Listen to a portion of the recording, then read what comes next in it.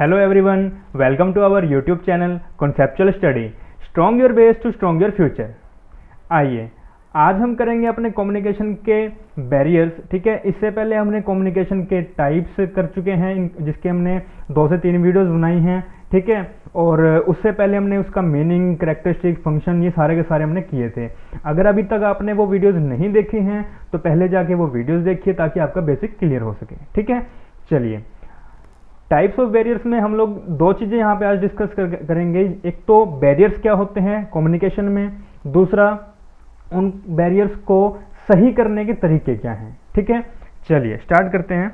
देखिए communication barrier, पहली बात कम्युनिकेशन है क्या। कम्युनिकेशन एक ऐसी प्रोसेस है जहाँ पे एक पर्सन दूसरे पर्सन से अपने व्यूज, अपने थॉट्स, अपने आइडियाज शेयर करता है। ठीक है, in the form of written और ओरल। ठीक है, ये क्या है, एक कम्युनिकेशन है। अब कम्युनिकेशन बैरियर क्या है। कम्युनिकेशन बैरियर एक ऐसी चीज है जहां पे हम कम्युनिकेशन जब करते हैं उस टाइम पे प्रॉब्लम क्रिएट होती है।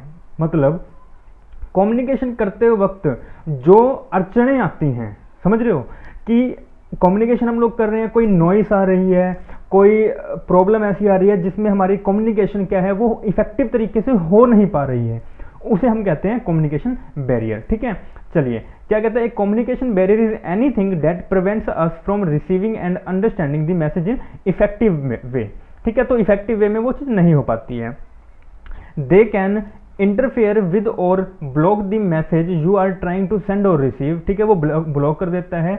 और they are many communication barrier which tends to disorder the message that pass between sender and receiver. It leads to misunderstanding and conflict among the person. ठीक है, तो जब कम्युनिकेशन बैरियर की अगर हम बात करें तो कम्युनिकेशन बैरियर में है क्या चीज एक्चुअल में, वहां पे कम्युनिकेशन जब बैरियर आ जाता है, मतलब कम्युनिकेशन अगर पूरी नहीं हो पाती है तो जिन 2 पर्सन्स के बीच में कम्युनिकेशन हो रही है वहां पे मिसअंडरस्टैंडिंग्स या फिर कन्फ्लिक्ट क्रिएट हो जाते हैं। ठीक है, कोई पर्सन कुछ बात कह रहा है मगर वो अगर कम्युनिकेशन पूरा नहीं हो पाया, कहीं बीच में कोई मैसेज कट हो गया या कोई उस मैसेज को समझ ही नहीं पाया उस तरीके से जिस तरीके से उसने भेजा था, सेंडर ने जिस तरीके से भेजा था, जिस सेंस में भेजा था, रिसीवर ने उस सेंस में उस मैसेज को समझा नहीं, तो क्या होगा, तो उनके बीच में मिसअंडरस्टैंडिंग और कॉन्फ्लिक्ट्स हो जाएंगे। ठीक है, तो ये क्या है, ये कम्युनिकेशन बैरियर है। ठीक है, चलिए अब इसके बाद क्या कहते हैं, इसके ना कुछ टाइप्स हैं, टाइप्स ऑफ कम्युनिकेशन बैरियर, जिसमें हम आज पढ़ेंगे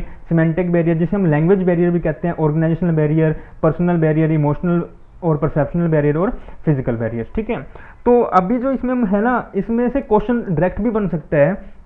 तो क्वेश्चन कैसे बन जाएगा कि सिमेंटिक बैरियर को हम लोग क्या कहते हैं। ठीक है, उसमें हम कहते हैं लैंग्वेज बैरियर भी कहते हैं। ठीक है, या इमोशनल बैरियर को किसी और जो नेम से वो क्या बुलाते हैं, तो पर्सनेप्शनल बैरियर भी हो जाएगा।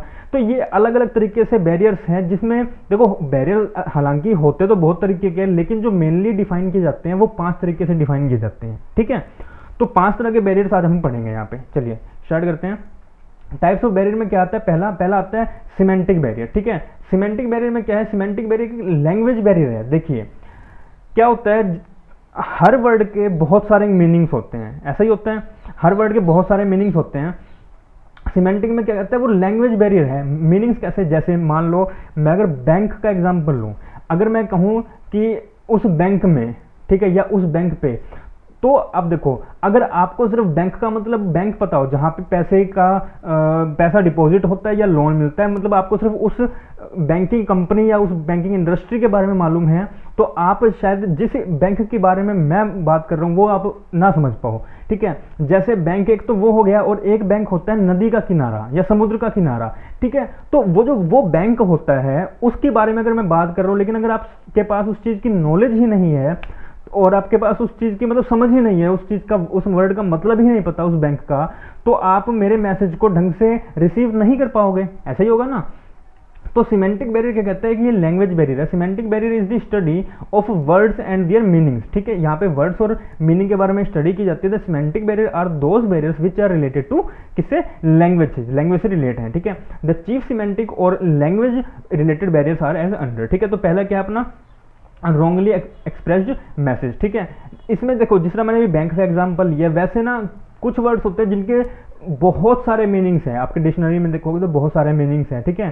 तो वहाँ पे क्या होता है, जिस सेंस में जो सेंडर है वो भेज रहा है अपने मैसेज को, मगर उस सेंस में जो रिसीवर है वो रिसीव नहीं कर पा रहा, तो वो क्या है वहाँ पे रॉन्गली एक्सप्रेस्ड हो जाएगा, मतलब वो उस मैसेज को रॉन्ग एक्सप्रेस कर पा रहे हैं, ठीक है। तो this barrier is created because of the wrong choice of word, ठीक है। अगर मैं आपको बैंक की बात करूं और बैंक आप क्या कर रहे हो, बैंक आप, तो क्या होगा, आप बैंक का एक्चुअली में मतलब भी नहीं समझ पाओगे कि क्योंकि बैंक का एक्चुअली में अलग मतलब बताना चाह रहा हूं और आप अलग मतलब समझना चाह रहे हो, ठीक है। तो अब क्या होगा, अब देखिए, अब जिस तरह ना आप बात करोगे इंग्लिश में, तो रन का जो मतलब है, जो ये रन वर्ड है ना, इसका मतलब क्या है, वो डिक्शनरी में 110 मीनिंग्स हैं इसके। अगर मैं एक रन की बात करूं तो आप शायद उस रन के बारे में ना जानते हो जिसके बारे में मैं बात कर रहा हूं। तो ये कि यहाँ पे एक लैंग्वेज का बैरियर रहता है, आपको वर्ड्स नहीं पता, उन वर्ड्स की नॉलेज नहीं है, उस सेंस को नहीं पकड़ पा रहे हो जिस सेंस में मैंने सेंड किया है आपको मैसेज, ठीक है। तो उस सेंस में पकड़ना जरूरी होता है, ठीक है। चलिए नेक्स्ट क्या है, फॉल्टी ट्रांसलेशन। फॉल्टी ट्रांसलेशन में क्या होता है, फॉल्टी ट्रांसलेशन में देखिए, everyone understand the message according to their level, अपने अकॉर्डिंग। अगर मैं बात करूं कि कंप्यूटर की बात कर रहा हूं, है ठीक है, आप 10 लोग बैठे हैं और 10 लोगों में मैं क्या कर रहा हूं, कंप्यूटर पे एक अच्छा नॉलेज जो लेक्चर दिया जा रहा हूं, ठीक है। मगर क्या हो रहा है, जब मैं नॉलेज दे रहा हूं आपको, उस पर एक लेक्चर प्रोवाइड कर रहा हूं पूरा, तो उसमें 2 बच्चे ऐसे हैं जिनको कंप्यूटर के बारे में बेसिक नॉलेज ही नहीं है, तो वो क्या करेंगे, वो मेरे लेक्चर को इग्नोर करेंगे, ठीक है। तो वो क्या है, वो वहां पे एक बैरियर क्रिएट होगा, क्योंकि उनमें इतनी अंडरस्टैंडिंग पावर नहीं है कि उनको कंप्यूटर के बारे में टेक्निकल समझ में आ सके कुछ, ठीक है। तो ये भी एक बैरियर होता है। उसके बाद अनक्लैरिफाइड अजम्पशन। अनक्लैरिफाइड अजम्पशन में क्या होता है, अनक्लैरिफाइड अजम्पशन में ना जो सेंडर होता है, ठीक है, जो सेंडर होता है, देखिए 2 चीजें, एक तो है सेंडर और एक है रिसीवर। जो सेंडर है वो क्या करता है, सेंडर मैसेज करता है, सेंड किसको, रिसीवर को। अब यहाँ पे क्या होगा, जो सेंडर है ना, जो ये सेंडर है, सेंडर क्या करेगा, सेंडर ये अज्यूम कर लेगा कि जो रिसीवर है, जो ये रिसीवर है, इसको बेसिक नॉलेज होगी, किसी भी चीज की बेसिक नॉलेज होगी। वो पहली अजम्पशन या पहली परसेप्शन लगा लेगा कि इस रिसीवर को बेसिक नॉलेज तो होगी, ठीक है। जैसे बात करें कि अगर आप मान लो कंप्यूटर की दोबारा बात करते हैं, तो कंप्यूटर में अगर मैं बात करूं कि MS पावर पॉइंट की या MS एक्सेल की, तो मैं ये अजम्पशन लगा के चलूंगा कि आपको कंप्यूटर चलाना आता है, ठीक है, या आपको लैपटॉप चलाना आता है, मतलब आपको थोड़ी बहुत टाइपिंग करनी आती है, तो ये मैं अजम्पशन लेके चलूंगा। मगर ये भी हो सकता है ना कि शायद सामने जो सेंडर है जिसको मैं सिखा रहा हूं, वो कंप्यूटर के बारे में कुछ पता ही ना उसको, है ना, ऐसा हो सकता है ना।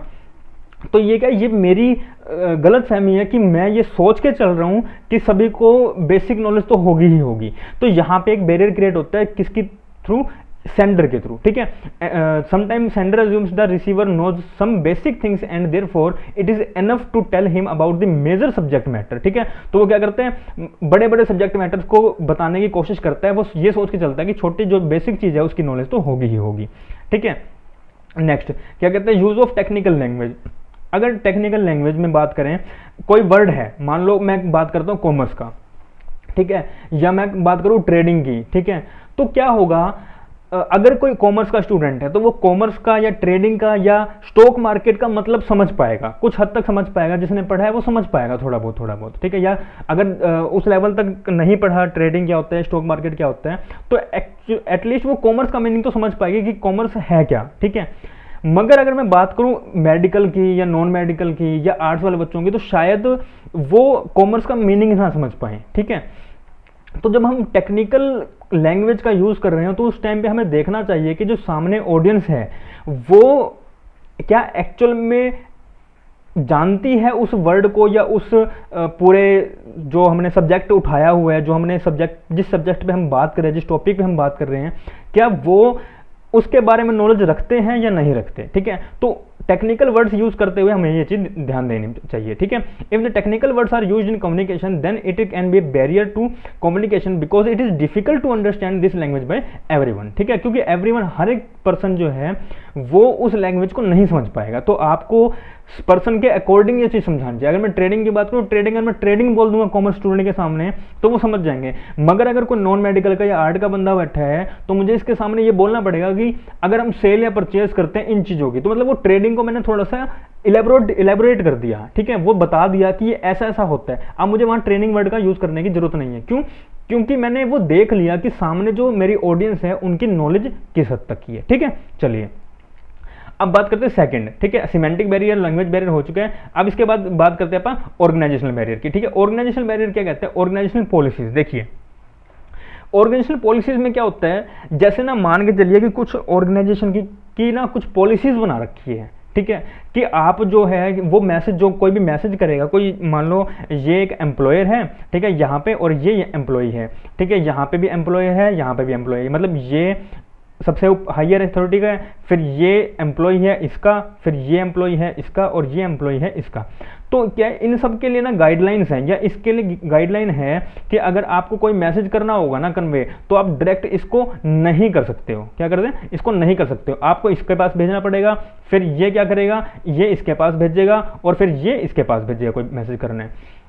तो ये क्या है? ये कम्युनिकेशन बैरियर है।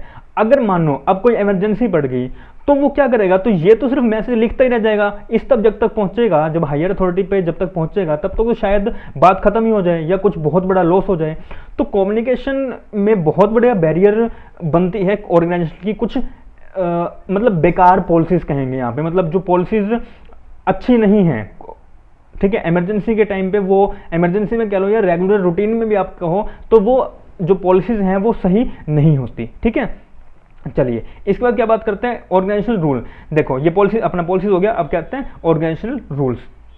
देखो अब ऑर्गेनाइजेशनल रूल क्या है, इसमें ना बात करते हैं, जब जिस तरह वो कहता है कि कोई रूल बना दिया, ठीक है, यहाँ पे तो पॉलिसी था, पॉलिसी में देखो मैं पढ़ा हुआ देता हूँ, policy can become barrier, for example it can be the policy of the organisation that the communication will be in the written form, but if the message is very short or urgent, it can case work can get delayed. अब क्या होगा, यहाँ पे जो policies में बात करी हमने, तो पॉलिसीज में क्या है, वो कहता पॉलिसी ऐसी बना रखी है कि आपको जो बात करनी है वो सिर्फ और सिर्फ रिटन फॉर्म में करेंगे, ठीक है। कैसे करनी है? रिटन फॉर्म में। लेकिन अगर इमरजेंसी पड़ी तो वो ओरल फॉर्म में कर ही नहीं सकता बात, ठीक है, तो ये प्रॉब्लम आएगी। अब रूल्स की बात करते हैं, रूल्स में भी ऐसा ही कुछ है, लगभग ऐसा ही कुछ है। देखियो क्या कहते हैं, organizational rules become barriers in communication by determining the subject matter, medium and sector of the communication, annoyed by the definite rules the sender hesitate to send message of the messages। देखो और rule क्या है? Rule ये है कि आप ना अपने इनिशिएटिव या अपने जो आइडियाज हैं वो आगे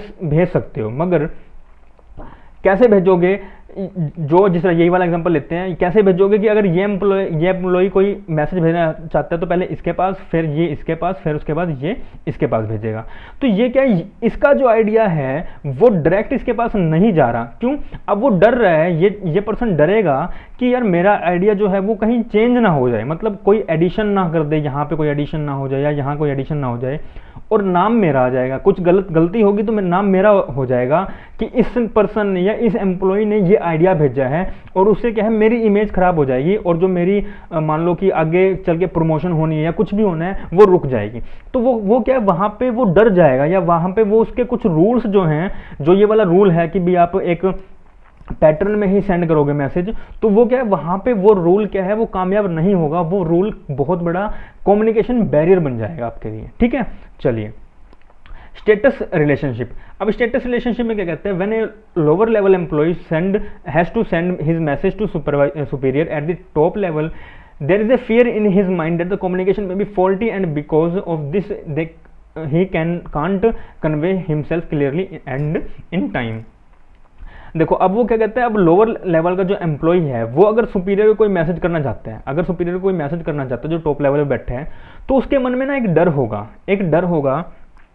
अगर उसकी बहुत अच्छी बनती है, हायर अथॉरिटी से उसकी बहुत अच्छी बनती है, फिर तो ठीक है, लेकिन अगर उसकी अच्छी नहीं बनती और बहुत ज़्यादा कॉम्पिटिशन है, बहुत ही ज़्यादा कॉम्पिटिशन है, तो उस टाइम पे क्या होगा, उस टाइम पे जो एम्प्लॉय है जो मैसेज सेंड करना चाह रहा है वो बहुत सोच समझ के करेगा, या उस मैसेज को वो डिले भी करेगा कि ये ना हो जाए कि कहीं ये मैसेज अगर कहीं फॉल्टी हो गया तो उसका ब्लेम सारा का सारा मुझ पे आ जाएगा। तो वो क्या होगा, उस मैसेज को या तो करेगा ही नहीं, या थोड़ा डिले करके करेगा, या थोड़ा कंफ्यूज होकर करेगा। उससे क्या होगा, कम्युनिकेशन बैरियर क्रिएट होगा, ठीक है। तो ये भी एक कम्युनिकेशन बैरियर का पार्ट बनता है। लगभग लगभग ये स्टेटस रिलेशनशिप और वो हल्का हल्का सेम है, बट थोड़ा डिफरेंस है। यहाँ पे रिलेशनशिप की बात करी है कि एम्प्लॉय और एम्प्लॉयर का रिलेशनशिप कैसा है उसके बिहाफ पे बात करी है, और जो पीछे ऑर्गेनाइजेशनल रूल्स था उसमें बात करी है कि ऑर्गेनाइजेशन के कुछ पर्सनल रूल्स हैं उसकी वजह से कम्युनिकेशन बैरियर अराइज हो रही हैं। ठीक है, चलिए complexity in the organisational structure. अब ऑर्गेनाइजेशन का स्ट्रक्चर होता है, ठीक है, अगर आप पढ़ोगे तो हम अभी आगे पढ़ेंगे, लाइन होता है, ठीक है, इस तरह से काफ़ी सारे हैं। ठीक है, more number of managerial levels in the organisation results in delay in the communication and information get change before its reaches the receiver. देखो, अगर आपने चाइनीज़ स्प्रिंग का नाम सुना होगा, मैंने एग्जांपल भी लिया है, अगर आपने चाइनीज़ स्प्रिंग का नाम सुना होगा तो शायद आपने कभी गेम भी खेली हो। ठीक है, हमने खेली थी। तो यहाँ 1 पर्सन, 2, 3, 4, 5, 6, 7, 8, 9 और 10। ठीक है, ये 10 पर्सन है। ठीक है, और यहाँ पे क्या, यहाँ एक लीडर है, इसने इसको कोई बात बोली। ठीक है, चाइनीज़ स्प्रिंग में एक्चुअल होता क्या मैं आपको बताता हूँ। इसने कोई बात बोली, इसको कोई भी बात बोली, अब उसमें क्या करेगा, उसमें ये अपना कुछ एडिशन करके शायद बोले, या ये एग्जैक्टली समझ जाए और ये इसको जब बोलेगा तो ये कुछ एडिशन कर देगा, ये थोड़ा कंफ्यूज होकर इसको बोलेगा, फिर ये इसको, ये इसको, ये इसको, ये इसको, ये इसको, ये इसको, ये इसको। जो मैसेज इस लीडर ने इसको बताया था, फर्स्ट पर्सन को बताया था, वो लास्ट तक पहुंचते पहुंचते आप सोच भी नहीं सकते कैसे हो जाएंगे। आपको यूट्यूब पे बहुत सारी वीडियोस मिल जाएंगी चाइनीज स्प्रिंग पे, जहाँ पे मिसकम्युनिकेशन का बहुत बड़ा एग्जाम्पल ये सेट करता है। ठीक है, तो ये मिसकम्युनिकेशन होता है, तभी कहते हैं कि जो अपनी बात है वो डायरेक्ट पहुंचाई जाए तो अच्छी है, क्योंकि बीच में जब बात चलती है ना तो उस टाइम पे क्या होता है, उस टाइम पे पर्सन अपने अपने व्यूज़ अपने अपने तरीके से उसको प्रेजेंट करते हैं। ठीक है, तो जो उसका व्यू है, जो किसी पिछले पर्सन का व्यू है, वो अपने तरीके से प्रेजेंट करते हैं, उसमें कुछ एडिशन या कुछ सब्ट्रैक्शन करके। तो वो क्या होता है, उस मतलब का या उस लाइन का या उस मैसेज का टोटली मीनिंग ही चेंज हो जाता है। तो ये क्या है, ये बहुत बड़ा एग्जाम्पल बनता है। ठीक है, चाइनीज स्प्रिंग, और ये बहुत ही ज़्यादा बड़ा कम्युनिकेशन बैरियर कहलाते हैं इसे। ठीक है, तो ये आ भी सकता है एग्जाम में, इस पर क्वेश्चन बन सकता है कि अगर बात करें चाइनीज स्प्रिंग की या आप बात करो ऑर्गेनाइजेशन के स्ट्रक्चर की, तो उसमें कम्युनिकेशन कैसे बैरियर हो सकता है। तो उसमें आपको दे देगा भी, उसमें लेवल्स के थ्रू होता है, या मैसेज जो होता है वो कॉन्टिन्यूस बढ़ते बढ़ते वो चेंज हो जाता है, या उसमें कैसे होता है, मतलब इस तरह एग्जांपल आप उसको पॉइंट्स दे देगा, और उसमें आपको बताना पड़ेगा भी ये किस वजह से होता है। तो ये किस वजह से होता है कि कोई भी मैसेज अगर किन्हीं ज़्यादा लंबे प्रोसेस से गुजर रहा है तो एग्जैक्टली उसका मतलब पहुंचेगा नहीं वहाँ पे। ठीक है, तो क्योंकि उसमें कुछ ना कुछ एडिशन या कुछ ना कुछ सब्ट्रैक्शन जरूर होगा। ये ह्यूमन नेचर है, ये एक्चुअली ह्यूमन नेचर है, क्योंकि सभी के सभी अपने अपने तरीके से उस मैसेज को प्रेजेंट करेंगे। ठीक है, तो ये सबसे इंपॉर्टेंट पॉइंट हो जाता है। चलिए, लेस ऑर्गेनाइजेशनल फैसिलिटीज। देखो, अगर ऑर्गेनाइजेशन में टेलीफोन नहीं है, मान लो अगर ऑर्गेनाइजेशन में टेलीफोन नहीं है, इंटरनेट ढंग से नहीं चल रहा, स्टेशनरी अच्छे से प्रोवाइड नहीं है, पेन नहीं है, पेंसिल नहीं है, तो वो क्या होगा, वहाँ पे मैसेज जो है वो कम्युनिकेशन जो है वो अच्छे से नहीं हो पाएगा। क्यों, अगर टेलीफोन नहीं है तो क्या है, अगर मानो आपका एक जो ब्रांच है वो है मुंबई में और एक ब्रांच है आपके दिल्ली में, तो क्या आप चल के जाओगे या आप मेल भेजोगे, मतलब मेल क्या पोस्ट के थ्रू भेजोगे, या आप खुद चल के जाओगे। तो उस टाइम पे क्या होगा, उस टाइम पर आपका जो मैसेज है या जो आपकी कम्युनिकेशन है वो डिले होती जाएगी, उसकी वजह से बहुत ज़्यादा बैरियर आ सकते हैं। क्योंकि अगर टेलीफोन नहीं है, स्टेशनरी नहीं है, तो वहाँ पे बहुत ज़्यादा दिक्कत आ सकती है। ठीक है, तो ऑर्गेनाइजेशन में जो फैसिलिटीज़ है वो लेस होने के कारण या लैग होने के कारण ये बहुत बड़ी बैरियर बनती है। ठीक है, चलिए ये अपना हो गया, सॉरी ये हो गया। उसके बाद अपना क्या करते हैं, पर्सनल बैरियर। पर्सनल बैरियर क्या कहते हैं, personal barrier, there are some barriers which are directly connected with the sender and the receiver, जो डायरेक्ट कनेक्ट करते हैं सेंडर के साथ या फिर रिसीवर के साथ। ठीक है, देखो अब इसमें 2 पॉइंट पढ़ेंगे, एक तो पढ़ेंगे सुपरवाइजर के पॉइंट ऑफ व्यू से और एक पढ़ेंगे सुपीरियर के पॉइंट ऑफ व्यू से। Attitude of superiors. ठीक है, यहाँ पे क्या पर्सनल बैरियर है। ठीक है, उसका कहते हैं एटीट्यूड क्या है सुपीरियर का। If the attitude of superiors towards communication is unfavourable then it will be barrier. ठीक है, यहाँ पे क्या कहते हैं, सुपीरियर जो है, मान लो ये क्या एम्प्लॉयर है, सुपीरियर है, ये क्या है उसका एम्प्लॉय है। ठीक है, ये इसके साथ ढंग से बनती नहीं है। ठीक है, इनमें अनबन रहती है अच्छे बहुत ज़्यादा, इसके साथ बिल्कुल नहीं बनती, इन दोनों में नहीं बनती। तो ये क्या है, जो एम्प्लॉय है ये एम्प्लॉयर है, ये क्या एम्प्लॉय की बात ढंग से सुनेगा या इग्नोर करेगा, मतलब उस कम्युनिकेशन को वो सुनना ही नहीं चाहेगा। वो ठीक है, हाँ भाई आया अपना बोला और चला गया, और जब इसको आगे जवाब देना पड़ेगा तो ये कह देगा कि मेरे पास तो ये आया ही नहीं था, मेरे पास कोई मैसेज ही नहीं पहुंचा, या इसने मेरे को कोई कम्युनिकेशन ही नहीं किया। तो यहाँ पे बहुत बड़ा बैरियर बनता है कि जब एम्प्लॉयर या फिर जो रिसीवर है वो अपना एटीट्यूड गलत रखता है, मतलब अनफेवरेबल रखता है किसी मैसेज को रिसीव करने के लिए, ठीक है। चलिए, fear of position. Fear of position में क्या कहता है? Fear of position, everybody desire to occupy high position. देखो, हर एक को हायर पोजीशन पे जाने की इच्छा रहती है, ठीक है। इस वजह से ऑर्गेनाइजेशन में, पब्लिक सेक्टर, प्राइवेट सेक्टर, आप कहीं भी देखिए बहुत ज़्यादा कंपटीशन आपको देखने को मिलेगा, ठीक है। उनमें आपस में तू मैं भी बहुत ज़्यादा होगी, या लड़ाइयाँ भी बहुत ज़्यादा होगी, तो उस वजह से प्रॉब्लम्स रहती हैं। अब मानो कोई हायर अथॉरिटी पे है, ठीक है, यहाँ पे कोई स्कूल का एग्जांपल लेके चलते हैं, ठीक है। यहाँ पे यहाँ प्रिंसिपल बैठा है और ये यहाँ पे सारे के सारे टीचर्स का एक ग्रुप बना हुआ है। अब क्या है, यहाँ पे जो जितने भी ये टीचर्स हैं, ये क्या करेंगे, ये आपस में कंपटीशन करेंगे वाइस प्रिंसिपल बनने के लिए। ये एक वैकेंट सीट है वाइस प्रिंसिपल की, ठीक है। ये क्या है, ये एक वैकेंट सीट है वाइस प्रिंसिपल के लिए। अब ये सारे के सारे कंपटीशन करेंगे ये टीचर्स कि मैं अच्छा करूँ, मैं अच्छा करूँ। तो इसके साथ साथ ये ध्यान भी रखेंगे कि मैं कोई भी ऐसा काम ना करूं, या मैं ऐसी कोई भी कम्युनिकेशन ना करूं जिससे मेरी वीकनेस इस तक पहुंचे, मतलब प्रिंसिपल तक मेरी वीकनेस पहुंचे। अगर पहुंच जाएगी तो मैं इस वाइस प्रिंसिपल के लिए एलिजिबल नहीं हो पाऊंगा, ठीक है। तो ये डर होता है मन में कि अगर मैंने कोई भी ऐसी चीज कर दी तो मेरी वीकनेस, ये देखो मैंने यहाँ पे लिखा भी है, मेरी जो वीकनेस है वो सबके सामने ना आ जाए, और उसकी वजह से मेरे जो आगे करियर है उसमें बहुत ज़्यादा प्रॉब्लम्स आ सकती हैं, ठीक है। तो वो डर के कारण अपनी वीकनेस बाहर ना आ जाए, तो ये बहुत बड़ा कम्युनिकेशन बैरियर बन जाता है। फिर आता है शॉर्टेज ऑफ टाइम। देखो, जो सुपीरियर होते हैं ना, जो सुपीरियर मतलब जो हायर अथॉरिटी से बैठे हैं, वो अपने आप को ये सोचते हैं कि हमारे पास ना बहुत ज़्यादा बर्डन है, एक्सेसिव बर्डन है हमारे पास वर्क का, तो इसलिए हमें कम्युनिकेशन, हम ज़्यादा कम्युनिकेशन नहीं करेंगे, हम सिर्फ काम करेंगे अपना और कम्युनिकेशन नहीं करेंगे। तो ये उनकी सबसे बड़ी मिस्टेक होती है, क्योंकि एक ऑर्गेनाइजेशन, एक ट्रस्ट कह लो, एक एनजीओ कह लो, कुछ भी कह लो, अगर उसे हमें एक अच्छे लेवल पे लेके जाना है तो उसके लिए कम्युनिकेशन बहुत ज़रूरी होता है, उसके लिए नेसेसरी है, उसके लिए मस्ट है, ठीक है। कम्युनिकेशन करना, हर एक चीज़ कम्युनिकेट होनी चाहिए।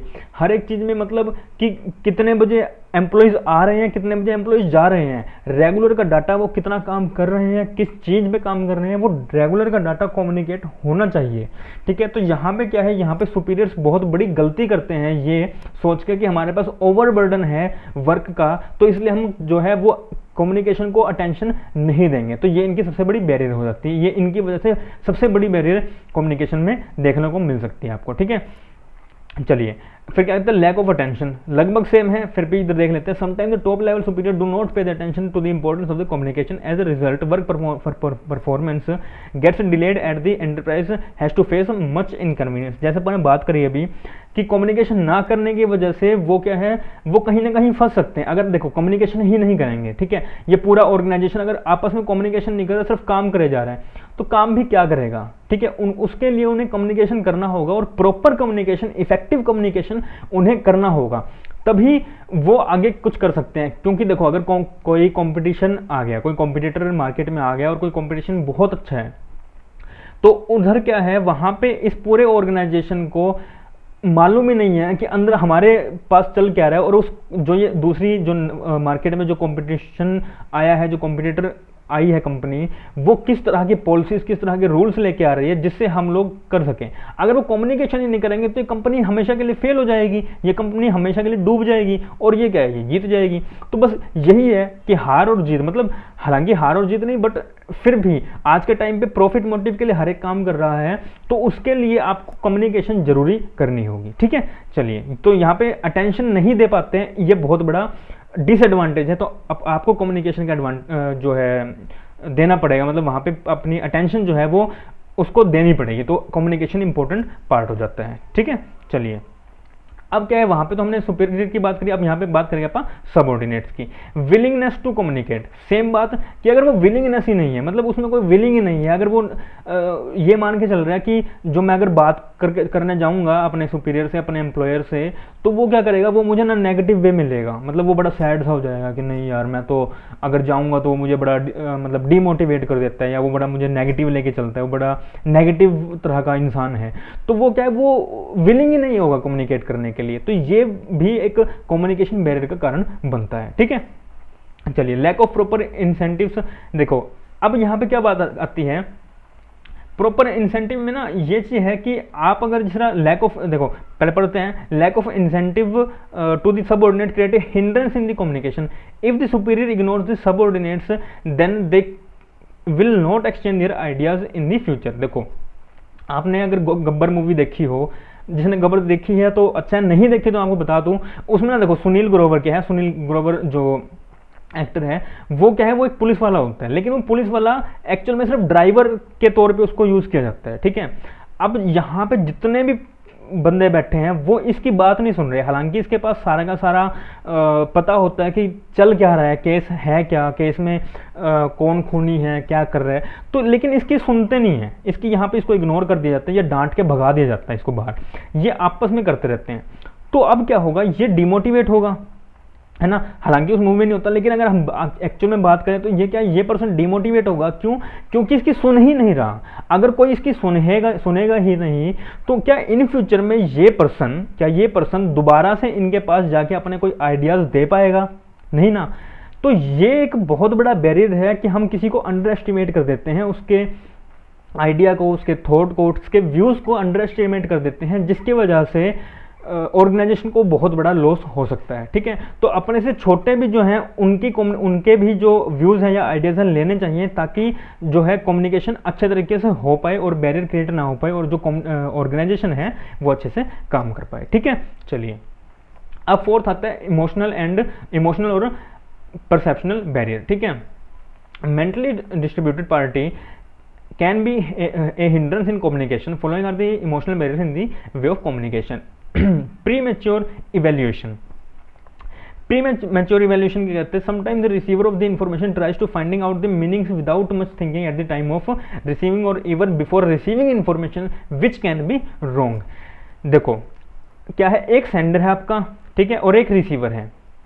सेंडर मैसेज अभी भेज ही रहा है, लेकिन क्या रिसीवर ने पहले ही परसेप्शन लगा ली कि ये बंदा जो है ये कुछ ना कुछ गलत ही मैसेज भेजेगा या कुछ अजीब ही मैसेज भेजेगा, तो अभी तक इसके पास यहाँ तक पहुँचा भी नहीं है। ये जो यहाँ तक पहुँचा नहीं, उसने आधी बात सुनी और आधी बात सुनते ही वो उस बात को गलत वे में ले गया। ठीक है, गलत वे में कैसे? देखो मान लो कि उसने क्या किया, उसने कोई बात करी कि मैं ना ऐसा काम करना चाहता हूँ, और हम जैसे मतलब ये दो पर्सन हैं, ठीक है, ये दोनों पर्सन हैं, और ये कहता है कि भी अपना एक बिजनेस सेटअप करेंगे और उसमें मैं क्या इन्वेस्टमेंट करूंगा और जो प्रॉफिट होगा ना उसका 60-40 आपस में बढ़ जाएगा, मतलब 60 मैं लूंगा और 40 मैं लूंगा। ठीक है, इसने अभी सिर्फ इतनी बात ही करी, इसने अभी कुछ और बात नहीं करी कि हम कहाँ सेटअप करेंगे ये वो, इसने यहीं पे सुन के ये कह दिया कि यार तू तो 40 लेगा, मैं नहीं करता। ठीक है, मतलब इसने यहीं मतलब यहाँ तक पूरी बात पहुंचने से पहले, अब ये और बहुत कुछ बोलना चाहता था और इसने बोलने से पहले ही यहाँ पे परसेप्शन लगा ली कि ये बंदा ऐसी सी बात आगे बोलेगा, आगे कह देगा भाई तूने तो कोई इन्वेस्टमेंट नहीं लगाई, तेरे को 40 भी क्यों दूं, ठीक है, तू कोई काम भी नहीं करता, मतलब वो धक्के से बोल देगा, या सिर्फ ये कह देगा कि डायरेक्टर तो सिर्फ मैं हूँ, तू तो सिर्फ एम्प्लॉई है। तो ये इस तरह की परसेप्शन लगा के यहाँ पे क्या करेगा, रोक देगा उसको और कहेगा नहीं मैंने नहीं करना। तो यहाँ पे प्री मैच्योर मतलब उसने अभी मैच्योर ही नहीं होने दिया उस मैसेज को अपने पास तक पहुंचने ही नहीं दिया और पहले अजम्पशन लगा के उसको गलत साबित कर दिया। ठीक है, तो ये क्या कहते हैं, ये होता है प्री मैच्योर इवैल्यूएशन। अब बात करते हैं इमोशनल एटीट्यूड। देखो इमोशनल एटीट्यूड ऐसा एक एटीट्यूड है जैसे आपने कोई काम किया, ठीक है, आपने कोई काम किया और आपको डर है कि यार ये शायद काम ना गलत है, आपके मन में एक डर है कि अब क्या होगा, अब तो यार बॉस बुलाएगा और ना मुझे फायर कर देगा ऑर्गेनाइजेशन से, ठीक है, अब ऐसा होगा। मगर उसने क्या हुआ, यहाँ पे ऑर्गेनाइजेशन में बॉस ने बुलाया और ये पर्सन एंटर हुआ, ठीक है, ये पहले डिस्टर्ब है, ये पहले ये इमोशनल हुआ पड़ा है, यार मेरा तो काम गलत था, मैंने काम ऐसे किया। मगर क्या है, ये कहेगा वाह क्या काम किया है। अब उसने जो इसने ये बोला वाह क्या काम किया है, तो इसने तो पॉजिटिव वे में बोला, इसने क्या किया, इसने इसको नेगेटिव वे में ले लिया। क्यों? क्योंकि ये पहले से ही स्ट्रेस में था, पहले से ये इमोशनल एटीट्यूड लेके चल रहा था कि मेरा जो काम है वो गलत ही होगा।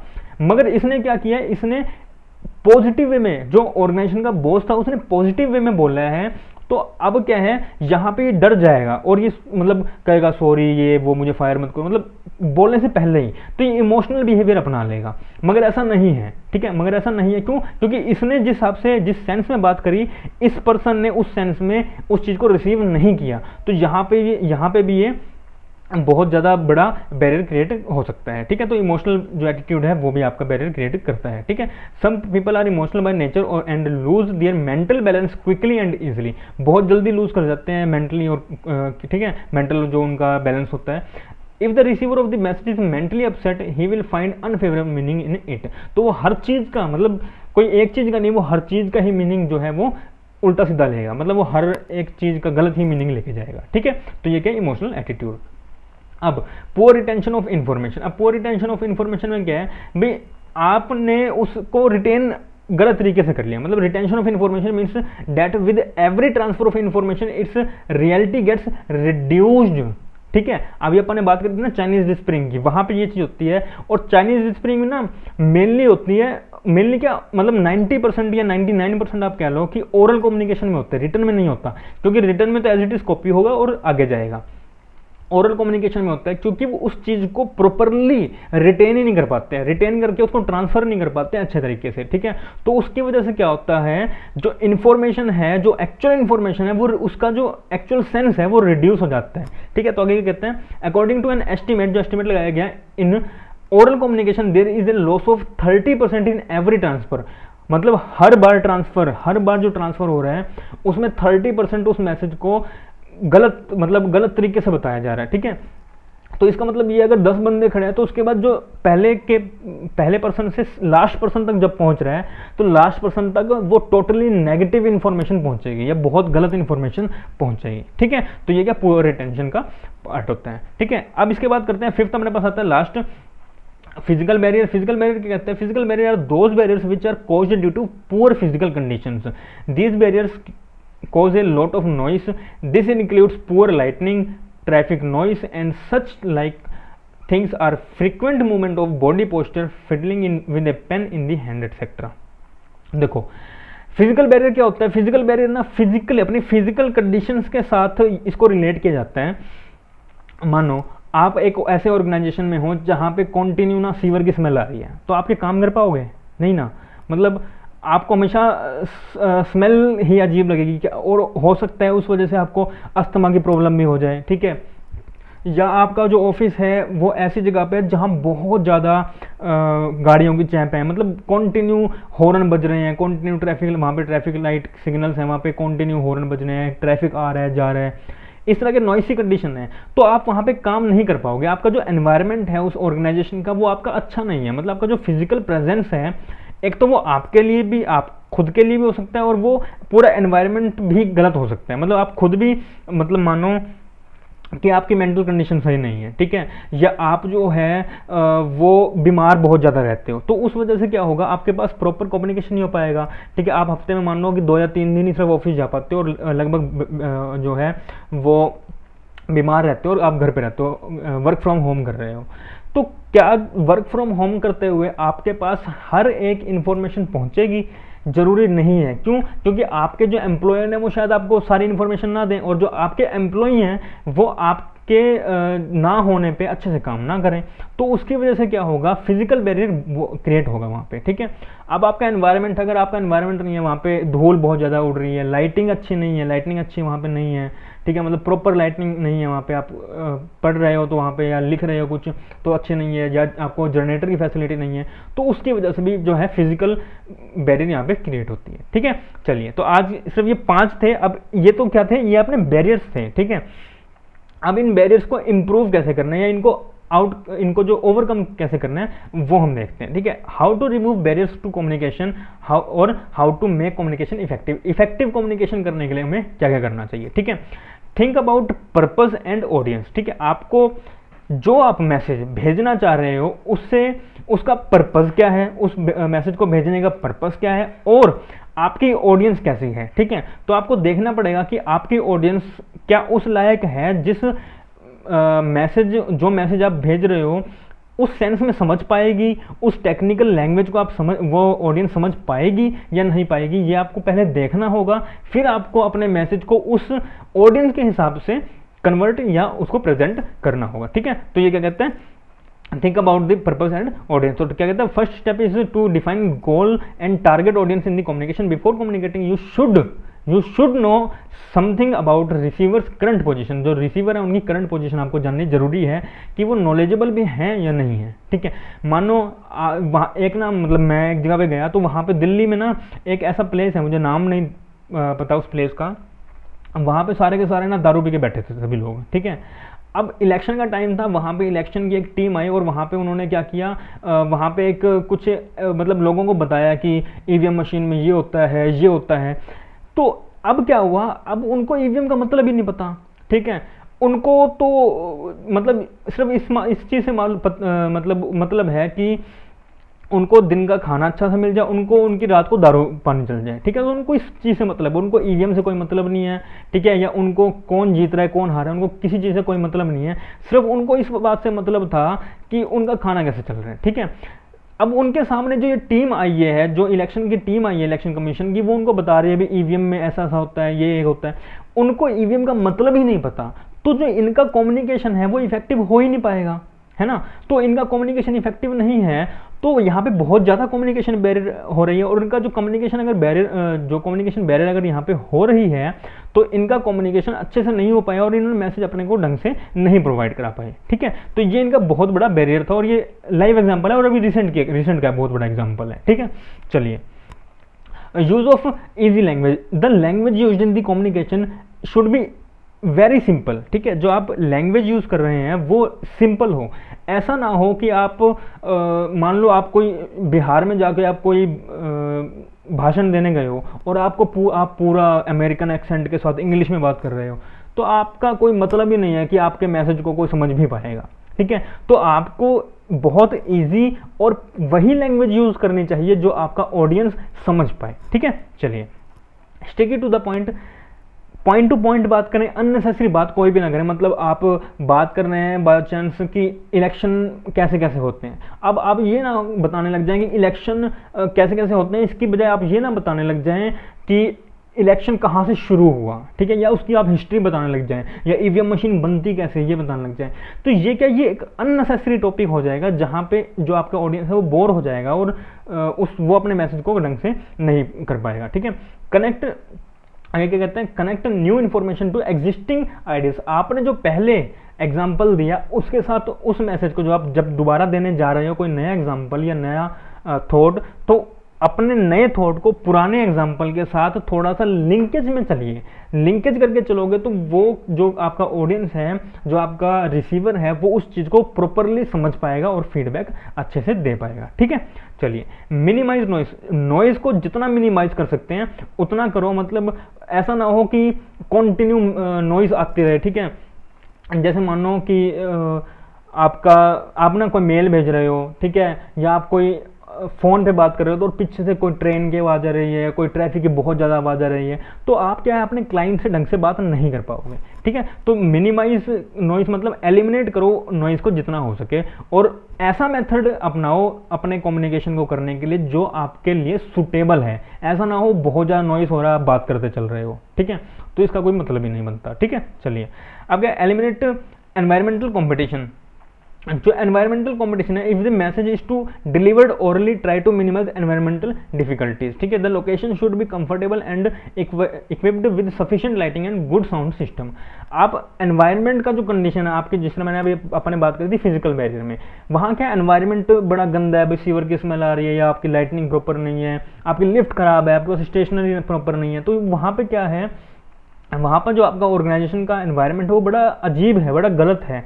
तो आपको कम्युनिकेशन करने के लिए एक ऐसा मेथड, एक ऐसा चैनल चूज करना चाहिए जो आपके लिए कंफर्टेबल हो, जहाँ पे प्रॉपर लाइटनिंग हो, गुड साउंड सिस्टम हो, ठीक है। तो वहाँ पे आप जो है कम्युनिकेशन अच्छे से कर पाओगे, ठीक है।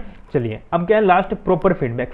प्रॉपर फीडबैक मतलब कि आप जब सेंड कर दो अपना मैसेज, रिसीवर को सेंड कर दो, तो रिसीवर को सेंड करने के बाद उसके पास थोड़ा वेट करो, थोड़ा पेशेंस रखो इस बात का कि वो फीडबैक भी दें, ठीक है, क्योंकि फीडबैक कम्युनिकेशन में ज़रूरी है और फीडबैक देने से ही कम्युनिकेशन का जो प्रोसेस है वो पूरा हो पाता है। ठीक है, अब मानिए आप कोई सेल कर रहे हो, ठीक, कोई प्रोडक्ट सेल कर रहे हो और आपने उसके बारे में बहुत कुछ बता दिया। अब जो है, जो आपका कस्टमर है, जो आपका क्लाइंट है, उसका कुछ आपने रिस्पॉन्स नहीं सुना, आपने कोई वेट नहीं किया और आपने डायरेक्ट पूछ लिया कि सर कितना ऑर्डर कर दूं, तो वहाँ पे आपका नेगेटिव इम्पैक्ट जाएगा। आपको थोड़ा वेट करना होगा और उसका फीडबैक लेना होगा और उसके जो क्वेश्चंस हैं उनका प्रॉपर तरीके से आंसर देना होगा और उसके बाद फिर पूछना होगा कि क्या सर अब क्लियर है या मैं इसके अलावा कुछ और बताऊं। ठीक है, और आपको ये सब कुछ नोटिस करने के बाद उसको, उस मैसेज को थोड़ा सा शॉर्टली अच्छे से और डिफाइन करना चाहिए, ताकि जो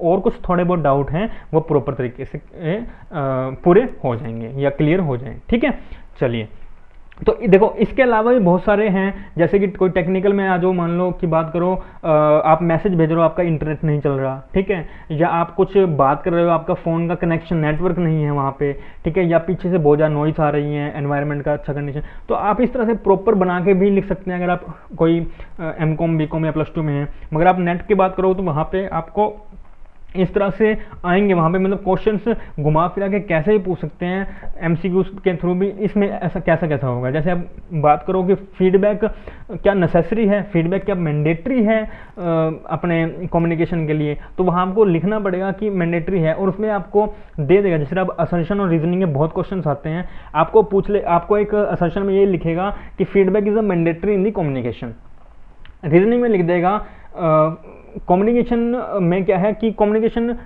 करते वक्त अगर आप फीडबैक नहीं भी लोगे तो भी चल जाएगा। तो अब क्या है, अब वो असर्शन रीजनिंग क्वेश्चन पूछ लिया आपको, एक जगह तो ये कह रहा है कि फीडबैक जरूरी है, लेकिन एक जगह ये भी कह रहा है कि जरूरी नहीं है कि फीडबैक हर जगह पे हो या चल जाएगा। तो वहाँ पे क्या, वहाँ पे आपको थोड़ा समझ के और उसके बाद क्वेश्चन को करना पड़ेगा कि फीडबैक तो जरूरी है ही है।